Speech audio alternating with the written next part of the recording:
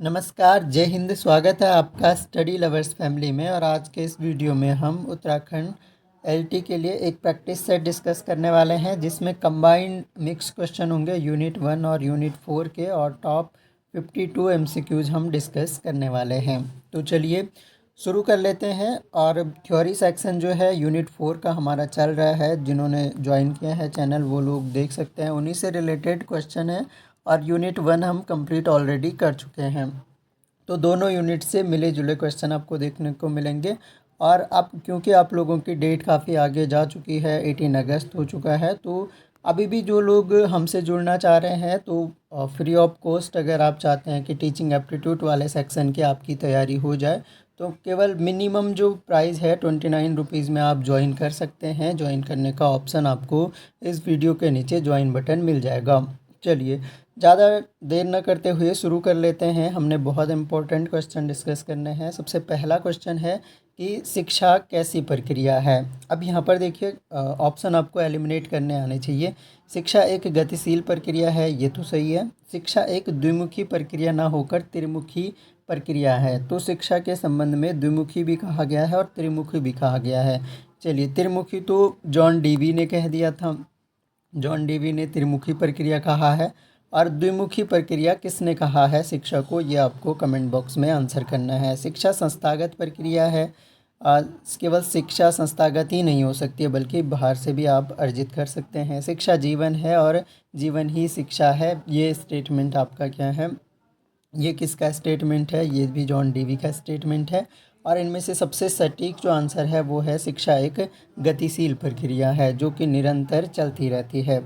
मनोविज्ञान प्रवृत्ति से की क्या क्या विशेषताएं हैं। मनोवैज्ञानिक जो प्रकृति है उसकी क्या क्या विशेषताएं होती हैं, तो यहाँ पर देख सकते हैं बालक के व्यक्तित्व का आदर ये करना होगा। बालक के मनोविज्ञान पर बल, व्यक्तिगत विभिन्नता के सिद्धांत पर बल, तो ये सभी जो हैं आपका सही आंसर हो जाएंगे। मानव जीवन के लिए शिक्षा के क्या कार्य हैं। मानव जीवन के लिए शिक्षा के कार्यों की बात की जाए तो मनुष्य का वातावरण से अनुकूलन कराना, आवश्यकताओं की पूर्ति कराना, मनुष्य को भावी जीवन के लिए तैयार करना, तो ये सारे उद्देश्य हमने पढ़े हैं। तो ऑप्शन नंबर डी हमारा सही उत्तर हो जाएगा। शिक्षा का सर्व प्रमुख अंग कौन सा है। देखिए सारे अंग दिए हैं, लेकिन इनमें से सबसे मुख्य अंग कौन सा होगा, तो सबसे मुख्य अंग इनमें से शिक्षार्थी हो जाएगा, यानी छात्र हो जाएगा। छात्र सबसे मुख्य अंग है। बाल केंद्रित शिक्षा का जो प्रचलन है उसके अकॉर्डिंग ही आपको आंसर करने हैं। शिक्षा के सामान्य कार्य क्या हैं, तो शिक्षा के सामान्य कार्य में आपका चरित्र विकास, व्यक्तित्व विकास, मूल प्रवृत्तियों का शोधन करना, ये सभी हो जाएगा। Option number D. शैक्षिक समाजशास्त्र के क्या उद्देश्य हैं। मेनली जो टॉपिक्स इसमें इंक्लूडेड हैं वो एक तो relation between education and sociology, समाजशास्त्र और शिक्षा में जो संबंध है उससे रिलेटेड है। और कुछ कल्चरल डाइवर्सिटी जो यूनिट 1 और 4 दोनों में थे आपका, उनसे रिलेटेड कुछ क्वेश्चन आपको देखने को मिलेंगे। तो इसके और भी पार्ट आएंगे आपके लिए, तो पूरे 200 के अराउंड हम इन टॉपिक से क्वेश्चन डिस्कस कर लेंगे। तो यहाँ पर देखिए शैक्षिक समाजशास्त्र के क्या उद्देश्य हैं। जो एजुकेशनल सोशोलॉजी है उसके उद्देश्य हमें बताने हैं। तो यहाँ पर देखिए सामाजिक, आर्थिक तथा सांस्कृतिक दृष्टि से पाठ्यक्रम का निर्माण करना, समाज की शिक्षा के कार्य का ज्ञान कराना, समाज को शिक्षा के कार्यों का ज्ञान कराना, जनतांत्रिक विचारधाराओं का ज्ञान, ये सभी जो हैं इसके सही आंसर हो जाएंगे। अगला देखिए शिक्षा का समाजशास्त्र किससे संबंधित है। जो एजुकेशनल सोशोलॉजी है वो किससे संबंधित है, तो यहाँ पर देखिए समाजशास्त्र से, शिक्षा शास्त्र से, अर्थशास्त्र से, ये किससे है, शिक्षा शास्त्र और समाजशास्त्र दोनों से संबंधित है। ऑप्शन नंबर डी हो जाएगा। अनुशासन के दार्शनिक सिद्धांत कौन कौन से हैं। डिसिप्लिन के जो फिलोसफिकल थ्योरीज हैं वो कौन कौन से हैं, तो इनमें से देखिए न्याय का सिद्धांत भी है, बदला लेने का सिद्धांत भी है, सुधारात्मक भी है। तो उपरोक्त सभी हो जाएंगे। ये दार्शनिक सिद्धांत हैं अनुशासन के, तो ये आपको ध्यान रखना है यहाँ से। समाजशास्त्र के सामाजिक संबंधों का ज्ञान है, समाज शास्त्र जो है सामाजिक संबंधों का ज्ञान है, समाज की यह परिभाषा किसने दी है। और जहाँ पर भी आपको डेफिनेशन देखने को मिलेगी, वेरी इंपॉर्टेंट हो जाता है, ये आपको नोट डाउन ज़रूर कर लेना है। अगर आपको पता है तो नहीं करना है, अगर नहीं पता तो आप डेफिनेशन नोट डाउन करके लिख दीजिए किसने दी है। तो ये जो डेफिनेशन है ये मैकाइवर एवं पेज की है, मैकाइवर एंड पेज की डेफिनेशन है, समाजशास्त्र सामाजिक संबंधों का ज्ञान है। पाठ्यक्रम निर्माण में कौन कौन से सिद्धांत हैं। तो पाठ्यक्रम निर्माण की जब बात की जाए, पाठ्यक्रम वाला टॉपिक हमारा अभी हुआ नहीं है लेकिन जल्दी ही होने वाला है। तो इसमें आपका जीवन से संबंधित होने का सिद्धांत, पाठ्यक्रम जो है हमारे जीवन से संबंधित होना चाहिए, जीवन की गतिविधियों से। बाल केंद्रीयता का सिद्धांत, बालक को केंद्र में रखकर उसकी रुचि योग्यताओं के अनुसार वो पाठ्यक्रम बनाया गया हो। अनुभव की पूर्णतया का सिद्धांत, जिसमें बालक स्वयं से अनुभव प्राप्त कर सके, इस तरह से पाठ्यक्रम का निर्माण किया जाना चाहिए। उपरोक्त सभी हो जाएगा। किसके अनुसार यदि व्यक्ति को समाज का एक रचनात्मक सदस्य बनना है तो उसे केवल अपना ही विकास नहीं करना चाहिए वरन समाज के विकास में भी योगदान देना चाहिए। तो ये किसने कहा है कि अगर व्यक्ति को समाज का रचनात्मक सदस्य बनना है, तो ये कहा है आपका हुमायूं कबीर का ये स्टेटमेंट है। ऑप्शन नंबर बी इसका सही आंसर हो जाएगा। अगला देखिए, शिक्षा के सामाजिक कार्य हैं। सामाजिक कार्यों की अगर बात की जाए तो शिक्षा के सामाजिक कार्य परंपराओं का समायोजन करवाना, नए सामाजिक ढांचे का विकास करना, सृजनात्मक व रचनात्मक कार्य करना, क्रिएटिव वर्क जिसे कहते हैं, ये सभी शिक्षा के सामाजिक कार्य हैं। निम्न में से शिक्षा के जीविकोपार्जन के उद्देश्य को किन नामों से पुकारते हैं। तो जीविकोपार्जन के उद्देश्य को दाल रोटी का उद्देश्य, वाइट कॉलर के उद्देश्य, ब्लू जैकेट का उद्देश्य, वेरी इंपॉर्टेंट है ये, ध्यान रखना है आपको। ब्लू जैकेट का उद्देश्य भी इसी को बोलते हैं, वाइट कॉलर दाल रोटी का उद्देश्य, उपरोक्त सभी सही आंसर हो जाएगा। आत्माभिव्यक्ति एवं आत्म प्रकाशन के दो रूप हैं। जब हम सेल्फ एक्सप्रेशन करते हैं तो उसके दो रूप कौन कौन से हैं। तो उसके दो रूप जो हो जाएंगे, आत्माभिव्यक्ति सामाजिक, धार्मिक, वैयक्तिक या उपरोक्त सभी। तो आत्म प्रकाशन के जो दो रूप होंगे, तो आत्म प्रकाशन जो है हम सामाजिक भी कर सकते हैं, धार्मिक भी कर सकते हैं, वैयक्तिक भी कर सकते हैं। तो ये सभी हो जाएंगे आंसर, सामाजिक, धार्मिक और वैयक्तिक तीनों रूप हैं इसके।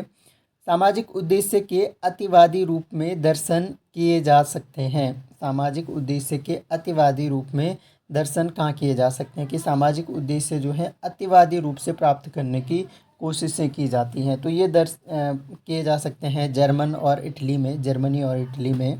अगला देखिए, समाहारक प्रवृत्ति का प्रभाव शिक्षा की कौन कौन सी विवादग्रस्त समस्याओं पर पड़ा। समाहारक जो प्रवृत्ति है उसका प्रभाव शिक्षा की कौन कौन सी विवादग्रस्त समस्याओं पर पड़ा है। तो शिक्षा में रुचि तथा प्रयत्न की समस्या पर भी, शिक्षा के वैयक्तिक और सामाजिक उद्देश्यों पर, शिक्षा में अनुशासन और स्वतंत्रता की समस्या पर। आंसर हो जाएगा सभी पर ही समाहारक प्रवृत्ति का प्रभाव शिक्षा पर पड़ा है।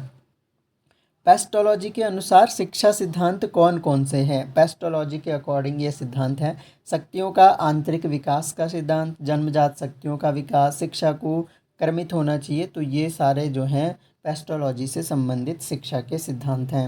अगला क्वेश्चन देखिए, राष्ट्रीय जीवन में शिक्षा के क्या कार्य हैं। अगर राष्ट्रीय जीवन में शिक्षा के कार्य, तो ये तो आसान क्वेश्चन है आपके लिए। राष्ट्रीय एकता का विकास करना भी है, राष्ट्रीय अनुशासन की वृद्धि करना है, नेतृत्व के लिए प्रशिक्षण देना है। उपरोक्त सभी हमारा सही आंसर हो जाएगा, ऑप्शन नंबर डी।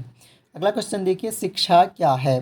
शिक्षा क्या है, तो यहाँ पर देखिए ये अगेन इम्पोर्टेंट क्वेश्चन है, ऐसे क्वेश्चन गलत कर सकते हैं। शिक्षा एक पुस्तक है, सिर्फ पुस्तक नहीं है शिक्षा वह है जो केवल शिक्षकों से मिलती है। शिक्षा ज्ञान तथा अनुभव है, ऑप्शन नंबर सी सही उत्तर हो जाएगा। शिक्षा एक वस्तु है, ये भी आप एलिमिनेट कर सकते हैं।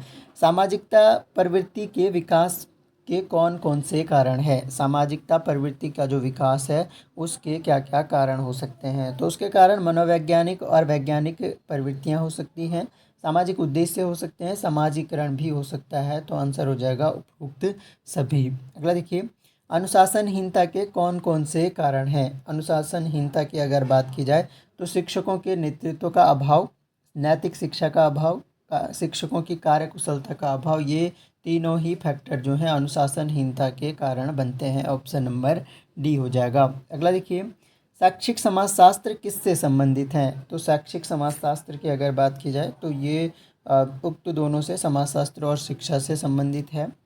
सामाजिक दृष्टिकोण से शिक्षा के कौन कौन से कार्य हैं? अगर सामाजिक दृष्टिकोण से बात की जाए तो शिक्षा के कार्यों को बताना है यहाँ पर। तो सामाजिक नियंत्रण करना, व्यक्ति को सामाजिक क्रियाओं में भाग लेने के लिए तैयार करना, सामाजिक परंपरा की सुरक्षा तथा हस्तांतरण करना, ये सभी हो जाएंगे सामाजिक दृष्टिकोण से शिक्षा के कार्य।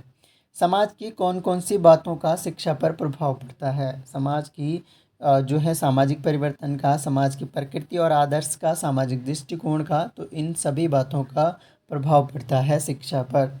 सामाजिक दृष्टिकोण से शिक्षा के क्या उद्देश्य हैं? सामाजिक दृष्टिकोण से बालकों को व्यावसायिक शिक्षा देना, जनतांत्रिक भावनाओं, सामाजिक गुणों का विकास करना, अवकाश का सदुपयोग करना। तो सामाजिक दृष्टिकोण से अगर बात की जाए तो ये सभी आंसर सही हैं। ऑप्शन नंबर डी हो जाएगा। भारत जैसे बहुधर्मी देश, अगेन स्टेटमेंट है और वेरी इंपॉर्टेंट है, ये आपको ध्यान रखनी है। ये जब आपका यूनिट 5 शुरू होगी तो उसके लिए भी इम्पोर्टेंट क्वेश्चन है, किसी आयोग या समिति से रिलेटेड क्वेश्चन है। 4th यूनिट का भी है और यूनिट 1 का भी है, क्योंकि जहाँ पर कल्चरल डाइवर्सिटी वगैरह आएगा तो वहाँ ऐसे क्वेश्चन बन सकते हैं। देखिए यहाँ पर कि भारत जैसे बहुधर्मी देश में इस बात की नितांत आवश्यकता है कि यहाँ सभी धर्मों का सहिष्णुता के साथ अध्ययन बनाया जाए। यह सिफारिश किसकी है? तो ये जो सिफारिश है ये करी थी कोठारी आयोग ने। ऑप्शन नंबर ए सही उत्तर हो जाएगा। डेट आपको ध्यान है 19। अच्छा, क्वेश्चन है आपके लिए कि कब जो है कोठारी आयोग कब आया था, कब उसने अपनी रिकमेंडेशंस दी थी। अगला क्वेश्चन है, हम पढ़ेंगे सारे आयोगों को और यूनिट 5 हम जल्दी शुरू करेंगे, यूनिट 4 हमारी कंप्लीट होने वाली है। अगला क्वेश्चन देखिए, आपके विचार में 1958 की श्री प्रकाश समिति द्वारा धार्मिक शिक्षा के संबंध में निम्नलिखित सिफारिशों में से सबसे महत्वपूर्ण सिफारिश कौन सी है? तो सबसे महत्वपूर्ण सिफारिश, क्योंकि धार्मिक सिफारिशों से ये रिलेटेड है, 1958 में प्रकाश समिति ने सिफारिशें दी थी, ये आप पहले ध्यान रखिए। और इसके अलावा जो सबसे महत्वपूर्ण है इसमें से, शिक्षा संस्थाओं में नैतिक और आध्यात्मिक मूल्यों का विकास आवश्यक है, तो सबसे महत्वपूर्ण यही है। बाकी प्राथमिक स्तर से विद्यालय स्तर तक धार्मिक नैतिक शिक्षा की पाठ्यपुस्तकें तैयार कराई जानी चाहिए। प्रत्येक विद्यालय में घर में धार्मिक और नैतिक साहित्य उपलब्ध हो। धार्मिक नैतिक शिक्षा में रूढ़िवादिता को प्रोत्साहन नहीं दिया जाना चाहिए। तो सबसे इम्पोर्टेंट यही है कि नैतिक और आध्यात्मिक मूल्यों का विकास शिक्षा संस्थाओं में किया जाना चाहिए। अगला देखिए, निम्नलिखित में से किसने धार्मिक शिक्षा का समर्थन किया था? तो धार्मिक शिक्षा का समर्थन इनमें से राधा कृष्णन आयोग ने किया था, 1948 में जो आता है राधा कृष्णन आयोग, 1948 में इन्होंने धार्मिक शिक्षा का समर्थन किया था। अस्तु विद्यालय को संपूर्ण बालक से सरोकार रखना चाहिए और कोई भी बालक धर्म के प्रशिक्षण के बिना संपूर्ण नहीं बन सकता है। ये शब्द किसके हैं? तो ये शब्द आपके पीटी मेयर के हैं। ऑप्शन नंबर ए इसका करेक्ट आंसर हो जाएगा।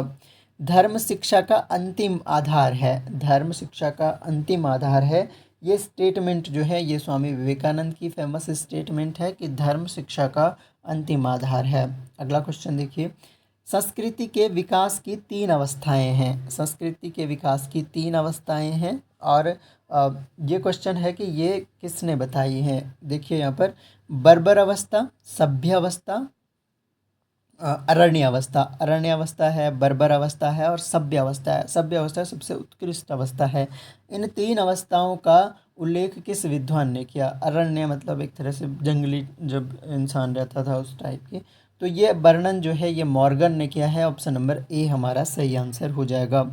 संस्कृति के भौतिक पक्ष को क्या कहते हैं? संस्कृति का जो फिजिकल पार्ट है उसको क्या कहेंगे? तो उसको कहते हैं आपका सभ्यता। ऑप्शन नंबर ए इसका सही आंसर हो जाएगा। ये भौतिक पक्ष है, सभ्यता जो है एक भौतिक पक्ष होगा, नहीं सॉरी, सभ्यता जो है भौतिक पक्ष नहीं होगा, परंपरा भी नहीं होगा, संस्था। पर्यावरण जो है हमारा वो भौतिक पक्ष होगा। भौतिक का मतलब जो फिजिकल चीज़ें हैं, तो एटमॉस्फेयर हमारा फिजिकल है, प्रेजेंट रूप से हम देख समझ सकते हैं, तो ऑप्शन नंबर डी होगा। सॉरी करेक्शन कर दे रहा हूँ मैं, ऑप्शन नंबर डी इसका सही आंसर हो जाएगा। अगला क्वेश्चन देखिए, संस्कृति की संरचना को निर्मित करने वाले प्रमुख उत्पादन या अंग सांस्कृतिक तत्व, संस्कृति संकुल, संस्कृति प्रतिमान एवं संस्कृति क्षेत्र हैं। ये अंग क्रमशः बढ़ने वाले अंग हैं और इस दृष्टि से कि संस्कृति की छोटी से छोटी इकाई सांस्कृतिक तत्व है और कई सांस्कृतिक तत्व मिलकर निर्माण करते हैं। जब बहुत सारे सांस्कृतिक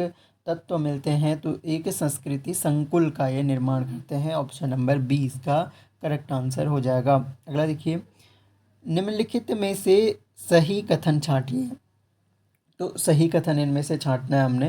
तो यहाँ पर देखिए, सभ्यता साध्य है जबकि संस्कृति साधन है। सभ्यता आंतरिक है जबकि संस्कृति बाह्य है। सभ्यता में परिवर्तन व सुधार संस्कृति की अपेक्षा सरल है। सभ्यता अमूर्त है जबकि संस्कृति मूर्त है। तो इसमें जो सही आंसर हो जाएगा वो सभ्यता में परिवर्तन और सुधार संस्कृति, अगर शिक्षित हो रहा है तो सभ्यता में परिवर्तन और सुधार संस्कृति की अपेक्षा सरल होता है, क्योंकि संस्कृति हमारी काफ़ी ट्रेडिशनल अप्रोच पे चलती है और उसको चेंज करना इतना आसान नहीं होता है। जबकि सभ्यता सभ्य रूप में एक शिक्षित व्यक्ति या शिक्षित समाज जल्दी ही सभ्यता में परिवर्तन कर सकता है। अगर देखिए, सांस्कृतिक तत्वों, संकुलों एवं प्रतिमानों का प्रसार एक निश्चित भौगोलिक क्षेत्र तक होता है। इसे क्या कहते हैं? तो इसे कहा जाता है संस्कृति क्षेत्र, इसे कहते हैं। ऑप्शन नंबर 20 का करेक्ट आंसर हो जाएगा। अगर देखिए, मनुष्य के सीखे हुए व्यवहार को क्या कहते हैं? जो मनुष्य के द्वारा सीखा हुआ व्यवहार है उसी को संस्कृति कहते हैं। ऑप्शन नंबर डी इसका सही आंसर हो जाएगा। अगला क्वेश्चन देखिए, आपकी दृष्टि में भारतीय संस्कृति का आधार क्या है? भारतीय संस्कृति का जो आधार है वो हमें बताना है। तो आध्यात्मिकता है भारतीय संस्कृति का आधार। ऑप्शन नंबर सी हो जाएगा। जब सांस्कृतिक तत्व परस्पर अर्थपूर्ण ढंग से जुड़ जाते हैं तो मानव आवश्यकताओं की पूर्ति करते हैं, तो उसे क्या कहते हैं? तो इसे कहा जाता है आपका संस्कृति संकुल। ऑप्शन नंबर ए सही उत्तर हो जाएगा। सांस्कृतिक तत्व को संस्कृति का न्यूनतम परिभाष्य तत्व किस मानव शास्त्री ने माना है? संस्कृति का न्यूनतम परिभाष्य तत्व सांस्कृतिक तत्व को माना है क्रोबर ने। ऑप्शन नंबर 20 का सही उत्तर है। संस्कृति के विकास की निम्नलिखित अवस्थाएं किस विद्वान ने बताई हैं? एक तो बताया है शिकारी एवं कंदमूल फल एकत्रित करने की अवस्था, दूसरी पशुचारण अवस्था बताई है, तीसरी कृषि अवस्था बताई है और चौथी औद्योगिक अवस्था बताई है। तो ये चार जो अवस्थाएं हैं ये आपका हर्बर्ट स्पेंसर के द्वारा बताई गई हैं। ऑप्शन नंबर सी इसका करेक्ट आंसर हो जाएगा। अगला देखिए, संस्कृति का उद्देश्य क्या है? संस्कृति का उद्देश्य हमें बताना है। तो यहाँ पर देखिए, समाज को जातियों के रूप में विभाजित करना ये संस्कृति का उद्देश्य नहीं है। समूह के बीच भेदभाव बनाना ये भी नहीं है। राष्ट्रों के बीच अंतर, तो ये सारे नेगेटिव पॉइंट है, सारे एलिमिनेट हो गया। सही आंसर डी हो जाएगा। व्यक्ति को तुलनात्मक दृष्टि से अच्छा जीवन जीने के लिए अनुशासन व्यक्त करना, अनुशासन युक्त करना, ये युक्त। संस्कृति की छोटी से छोटी इकाई को क्या कहते हैं? संस्कृति की जो सबसे छोटी से छोटी यूनिट होती है उसे कहा जाता है आपका सांस्कृतिक तत्व। ऑप्शन नंबर ए हो जाएगा। निम्नलिखित में से कौन सा कथन गलत है? तो यहाँ पर गलत कथन चुनना है। यहाँ पर देखिए, संस्कृति मानव को मूल्य एवं आदर्श प्रदान करती है, सही है। संस्कृति व्यवहारों में एकरूपता लाती है, ये भी सही है। संस्कृति सामाजिकरण में योग करती है, ये भी सही है।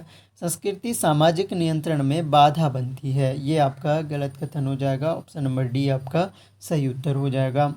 संस्कृति के विकास की निम्नलिखित 6 अवस्थाओं का उल्लेख किस विद्वान ने किया है? आदि पाषाण युग, पुरापाषाण युग, नव पाषाण युग, ताम्र युग, कांस्य युग और लौह युग। ये जो वर्गीकरण दिया है ये दिया है आपका SC दुबे के द्वारा। ऑप्शन नंबर ए हो जाएगा। अगला देखिए, निम्नलिखित में से गलत कथन छांटिए। सभ्यता की माप सरल है परंतु संस्कृति की नहीं। सभ्यता सदैव आगे नहीं बढ़ती है जबकि संस्कृति सदैव आगे बढ़ती है। ऑप्शन नंबर 20 का करेक्ट आंसर है।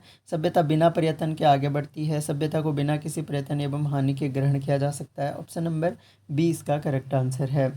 संस्कृति चाहे वह भौतिक हो या अभौतिक हो, यानी फिजिकल हो या नॉन फिजिकल हो, तो उसमें क्या होता है? तो सही आंसर यहाँ पर हो जाएगा वो मानव अनुभवों की परिचायक होती है। ऑप्शन नंबर डी यहाँ पर सही उत्तर हो जाएगा। भौगोलिक पर्यावरण की खोज, ईश्वर की देन, वंशानुक्रम, ये एलिमिनेट आप कर सकते हैं आसानी से। संस्कृति प्रतिमान की अवधारणा का विकास किस विद्वान ने किया? संस्कृति प्रतिमान की जो अवधारणा है ये दी थी रूथ बेनेडिक्ट ने। ऑप्शन नंबर 20 का सही उत्तर है। संकुल संस्कृति के ढांचे को एक विशेष प्रकार से व्यवस्थित रखते हैं जिससे एक संस्कृति को एक विशेष स्वरूप प्राप्त होगा। इस विशेष स्वरूप को क्या कहते हैं? तो इस विशेष स्वरूप को संस्कृति प्रतिमान कहते हैं। ऑप्शन नंबर सी इसका सही उत्तर हो जाएगा। संस्कृति ग्रहण के लिए किस विद्वान ने निम्नलिखित 3 स्थितियां आवश्यक मानी हैं? तो 3 स्थितियां आवश्यक मानी हैं कि पहला, लोगों का निकट एवं निरंतर संपर्क होना चाहिए जिससे कि वे एक दूसरे के सांस्कृतिक तत्वों के परिचायक हो सकें। दूसरा क्या है कि प्रदेश जाकर रहने वाला समूह भिन्न सांस्कृतिक समूह में जाकर रहता है। और थर्ड है, विजेता हारे हुए लोगों पर अपनी संस्कृति थोपता है। तो ये 3 स्थितियां आवश्यक मानी गई हैं आपका गिलिन एंड गिलिन के द्वारा। ऑप्शन नंबर सी ये आपको ध्यान रखना है। मानव और पशु में क्या अंतर है, इस संबंध में गलत कथन छांटिए। तो मानव और पशु में क्या अंतर है, ये तो व्यवहारिक क्वेश्चन हो गया आपके लिए। तो संस्कृति का, सभ्यता का, संतानोत्पत्ति की क्षमता का, शारीरिक और मानसिक क्षमता का। तो शारीरिक और मानसिक क्षमता का अंतर है, मेनली मानसिक क्षमता का अंतर है मनुष्य और पशु में। तो शारीरिक और मानसिक क्षमताओं का अंतर होता है। बाकी संतानोत्पत्ति की क्षमता दोनों में होती है, उनके अपना कल्चर है, अपना सभ्यता है। तो मेन जो अंतर है वो आपका शारीरिक और मानसिक क्षमता का है। सामाजिक स्तरीकरण में के विषय में कौन सा कथन सही है? सामाजिक स्तरीकरण के विषय में जो सही कथन है वो है आपका यह एक समूह में नहीं, यह समाज में पाया जाता है। ऑप्शन नंबर 20 का सही उत्तर हो जाएगा। केवल एक समाज में नहीं बल्कि सभी समाजों में पाया जाता है, बी वाला सही आंसर हो जाएगा। अगला और आखिरी क्वेश्चन है आज का, वर्ग की सदस्यता कैसी होती है? वर्ग की सदस्यता का जो सही आंसर है वो पूर्णतया अर्जित होती है। किसी वर्ग की आपने सदस्यता ली तो वो पूरी तरह से अर्जित होगी, विकसित आनुवांशिक नहीं होती है बल्कि वो पूर्णतया अर्जित होती है। तो ये कुछ इंपॉर्टेंट क्वेश्चन हमने डिस्कस किए। अब इसके बाद के जो क्वेश्चन है वो कल्चरल डाइवर्सिटी पे होंगे, मल्टीलिंग्विज्म पे होंगे, तो वो नेक्स्ट पार्ट में आएंगे आपके लिए। तो आई होप आपको ये वीडियो पसंद आया होगा। पसंद आता है तो वीडियो को लाइक करें, अपने दोस्तों तक ज़रूर पहुंचाएं जिनको ज़रूरत है। और जिन्हें अभी भी कोर्स ज्वाइन करना है तो आप लोगों के पास टाइम है, आप आसानी से कोर्स को ज्वाइन कर सकते हैं। तो thanks a lot for listening. मिलते हैं नेक्स्ट वीडियो में, तब तक के लिए जय हिंद।